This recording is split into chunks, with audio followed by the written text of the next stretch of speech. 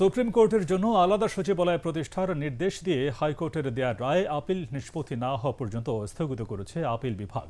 একই সাথে হাইকোর্টের রায়ের বিরুদ্ধে করা আপিল শুনানির জন্য ১৬ জুন দিন ঠিক করেছেন প্রধান বিচারপতি জুবার রহমান চৌধুরী নেতৃত্বাধীন ৪ বিচারপতির বেঞ্চ। সংবিধানের ১১৬ অনুচ্ছেদ অনুযায়ী বিচার বিভাগে নিযুক্ত ব্যক্তি এবং বিচার বিভাগীয় ম্যাজিস্ট্রেটদের নিয়ন্ত্রণ ও শৃঙ্খলা বিধান রাষ্ট্রপতির ওপর ন্যস্ত।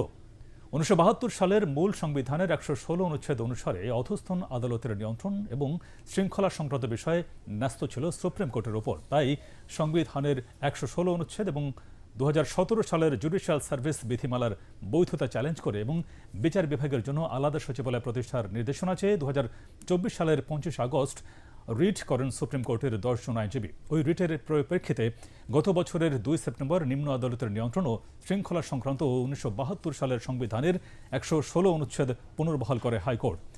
একই সাথে বিচার বিভাগের জন্য আলাদা সচিবালয় গঠনেরও নির্দেশনা দেওয়া হয়। চলতি বছরের ২১ মে হাইকোর্টের রায়ের বিরুদ্ধে আপিল করে রাষ্ট্রপক্ষ। বাংলাদেশের মাননীয় প্রধান বিচারপতি সহ আপিল বিভাগের ৪ বিচারপতির সমন্বয়ে গঠিত বেঞ্চ আমাদের আবেদন মঞ্জুর করেছেন।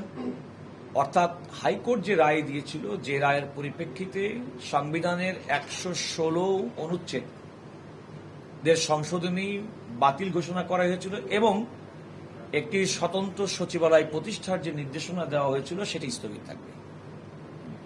আর ২০১৭ সালে যে বিধি মোতাবেক ইতিপূর্বে পরিচালিত হচ্ছিল বিচারকদের ব্যাপারে সেটি দ্বারা পরিচালিত হবে এই আদেশের ফলে।